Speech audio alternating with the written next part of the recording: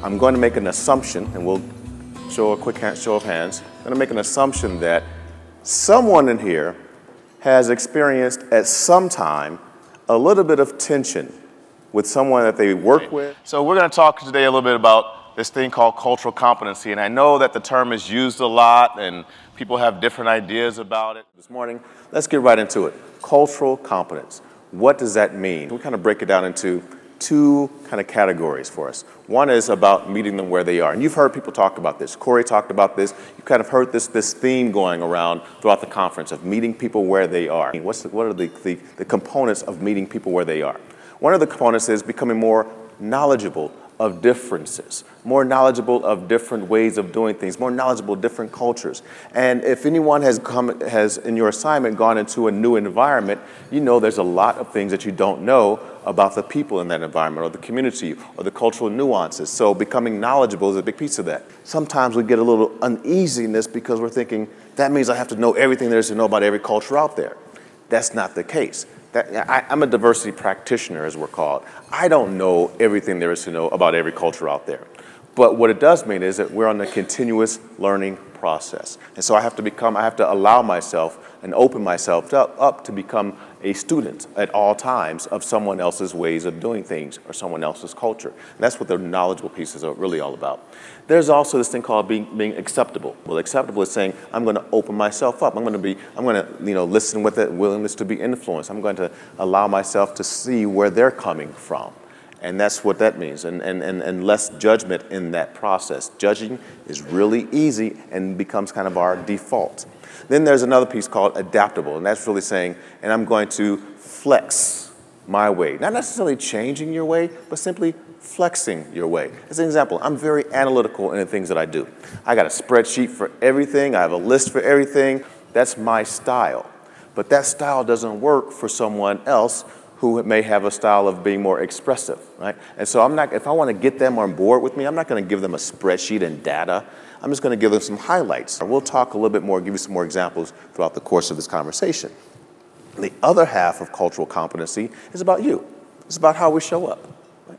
How do I show up? What is my impact on others? And I have to become more conscious and oftentimes cautious of that impact that I'm having on others. Regardless of my intent, it's about what my impact is. And then there's another piece, and that is how I respond to diversity tension.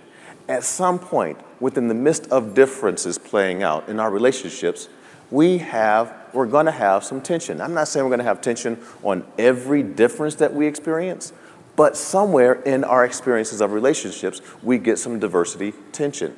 And the most important thing is how I respond. I'm going to give you some tips. Oh, somebody's with me on this, right? Okay. All right. I'm just saying. You can't just put the dishes in there and expect them to get clean. There's certain ways they go in there. And it's not my way. It's the product manual's suggested way for better cleaning purposes. All right.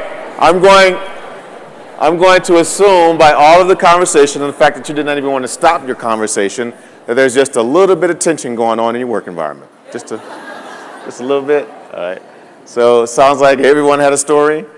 I'd like to hear a couple of those stories. We don't have enough time for the fact that we should have been focusing in on how we get to the objectives. How do we get the best job done, as opposed to whose way of getting the job done is the best. And that's what created the tension, right?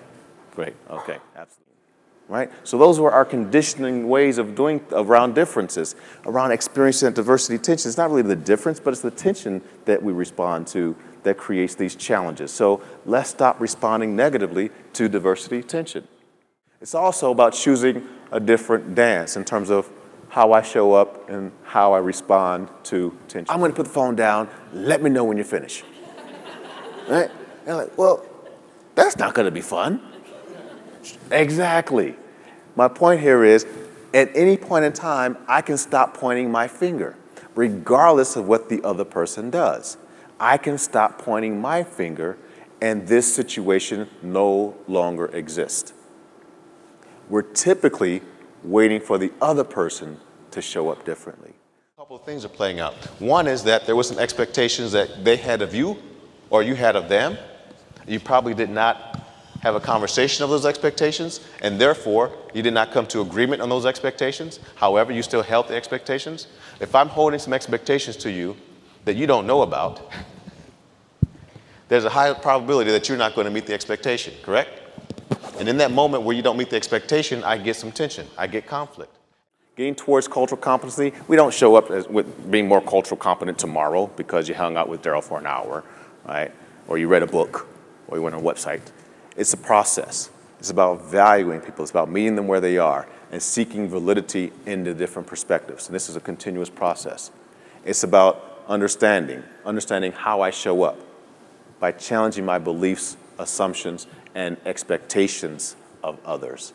And it's about doing all of this with compassion, with that willingness to be influenced by what the person tells me and by the experiences that I have in these challenging situations and not running away from them. Thank you very much.